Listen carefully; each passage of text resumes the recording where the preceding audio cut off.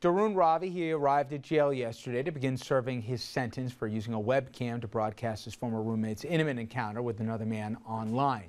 Now, upon discovering that his privacy had been violated, that roommate, as you know, Tyler Clementi, he took his own life. As Ravi began his sentence, the Clementi spoke out, rejecting Ravi's written apology as a, quote, public relations piece.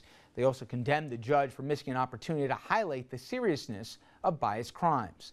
Now, in the wake of Clementi's death, Ravi became the face of bullying, and he opened up a national conversation, the case did, on the deeply serious consequences that bullying can have.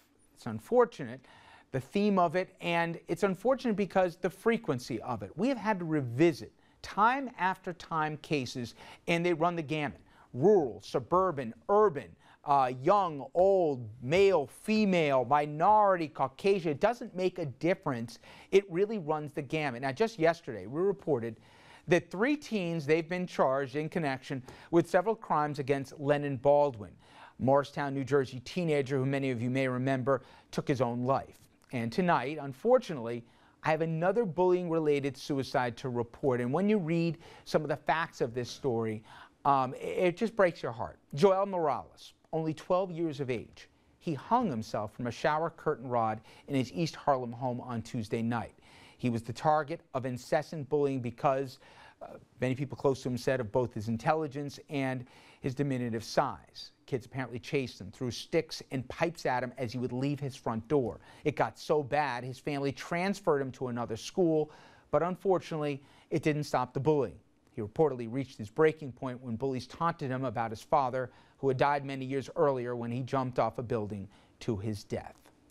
Now, this is a problem that for me and many of us parents here at the table, that you say, I did this last year. I did this the year before. Every week or so, it seems that I'm doing a story, and while the facts may change, the names change, the locations change, the same thing happens. Tragedy, and then obviously community sorrow, but then somewhere else you'll hear a same kind of story. And I've done panels on this, I've done town hall meetings on this, I've heard great intentions, but while I've seen some laws change, I haven't seen an attitudinal change.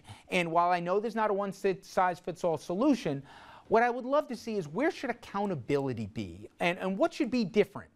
Even if it's just dialogue or narrative, how do we change this conversation? And to help us with that conversation, we're joined with their expertise, thankfully, Dr. Susan Lipkins, a psychologist, author, and expert on bullying and violence in schools. And we're also joined by Andrew Yeager, a student assistant counselor at Park Ridge High School in New Jersey, as well as a certified school psychologist. Welcome both. I appreciate it. And I know Jeannie and Dominic, all of us here, we have children.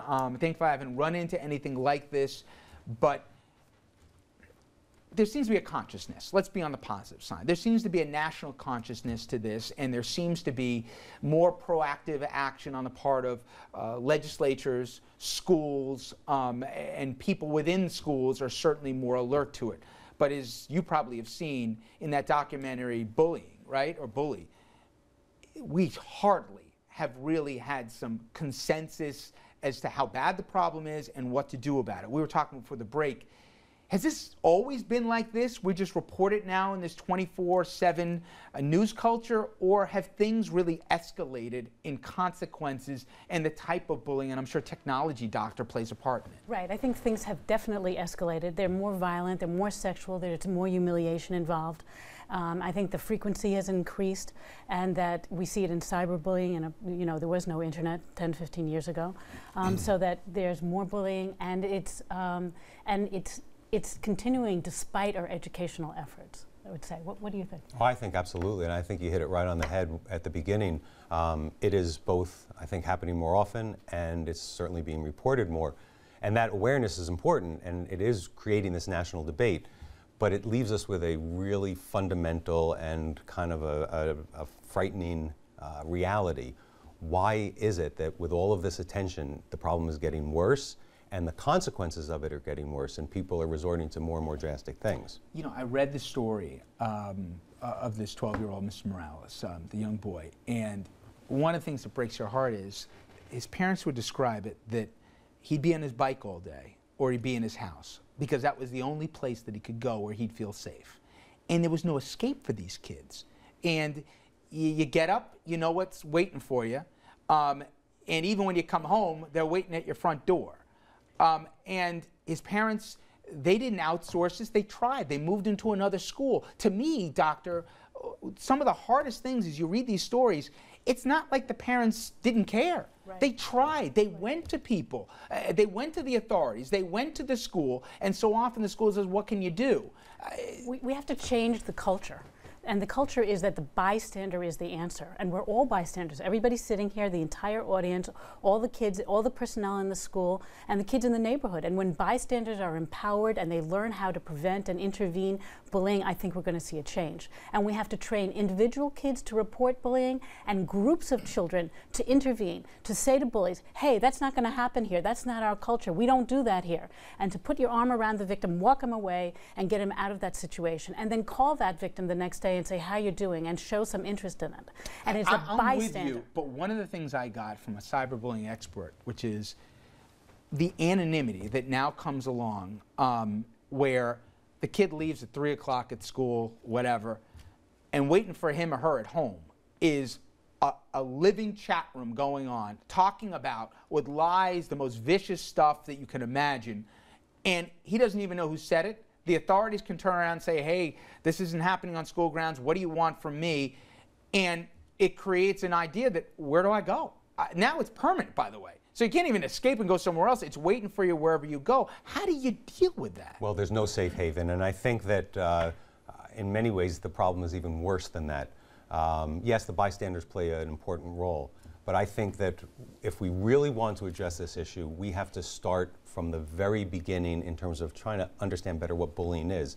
And in my work, and I'm of course in New Jersey, where there's the strictest anti-bullying legislation in the country, there's a fundamental misunderstanding about what bullying is. And if we don't address that. Well, what's the misunderstanding? Well, I think if you ask most people, and what our guts would pretty much tell us, is that bullying is, and I'm going to quote some of the national and international experts here, that bullying is a very deliberate act designed to hurt somebody else. It's ongoing, it's repeated, and there's always an imbalance of power. And it's very different from peer conflict. Now, that does describe bullying in some ways, actually in a minority of ways. And it would be like saying, well, I can explain to you what substance abuse is. It's when you take heroin, you put it in a hypodermic needle, and you shoot it in your arms. Yes, that is an example of substance abuse. But that leaves out a whole lot of other types of drug and alcohol use, and even more popular types of drug and alcohol use. We have to redefine bullying, and the way we're trying to redefine it is that bullying is any behavior that causes a person to feel either hurt, uncomfortable, ostracized, afraid, intimidated, demeaned. But here's the difference. You know what? I'm going to say what people don't want to say out loud. There's going to be some people who say, oh, you know what? Part of the problem is kids don't have tough skin like they used to.